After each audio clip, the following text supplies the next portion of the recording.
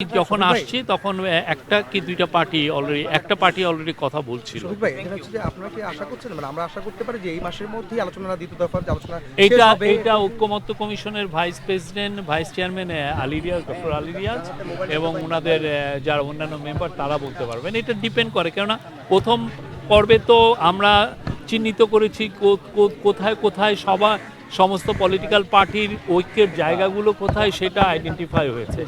আর কি যে সমস্ত জায়গায় তারা দ্বিমত প্রকাশ করছেন সেগুলো নিয়ে এখন ইন্টেন্সিভ আলোচনা হবে, কিভাবে সবাইকে একই টেবিলে একই ঐক্যের মধ্যে আনা যায়, এই জায়গাগুলো তৈরি করার চেষ্টা করা হবে।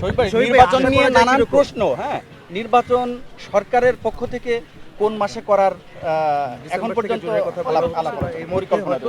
একটু যদি বলতেন। রাজনৈতিক দলগুলো তো বলছে ডিসেম্বরের মধ্যের কথা বলছে, তো সেক্ষেত্রে এটা নিয়ে কি আলোচনা হচ্ছে? প্রফেসর ইউনূস অনেকবার জাতির উদ্দেশ্যে ভাষণ দিয়েছেন, অনেকবার ফরেন ডিগনিটারি এসেছেন, তাদের সাথে কথা বলেছেন, ইন্টারন্যাশনাল বিভিন্ন ফোরামে উনি কথা বলেছেন। প্রত্যেকটা জায়গায় উনি কিন্তু একই কথা বলেছেন। উনি বলেছেন ইলেকশন ডিসেম্বর থেকে জুনের মধ্যে যে কোনো একটা সময় হবে।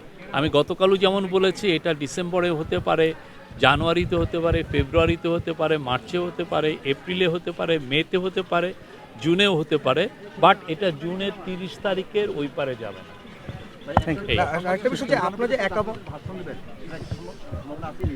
আমি এরকম কিছু শুনি না।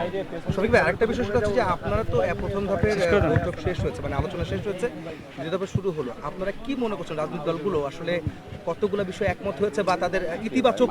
এটা নিয়ে তো কিছুদিন আগে ডক্টর আলী রিয়াজ বলেছেন, ওনারা একটা প্রেস কনফারেন্স করেছে, এটা নিয়ে ওনারা যথেষ্ট এলাবোরেট ওয়েতে বলেছেন কোথায় কোথায় ঐক্যের জায়গাগুলো তৈরি হয়েছে, কোথায় কোথায় কেউ কেউ দ্বিমত করছে, সেই জায়গাগুলো ওনারা বলেছেন। তো এটা ওনারাই বলবেন, ওনারা এটা নিয়ে কাজ করছেন, তো খুবই সারাক্ষণ এটা নিয়ে ওনাদের কাজ।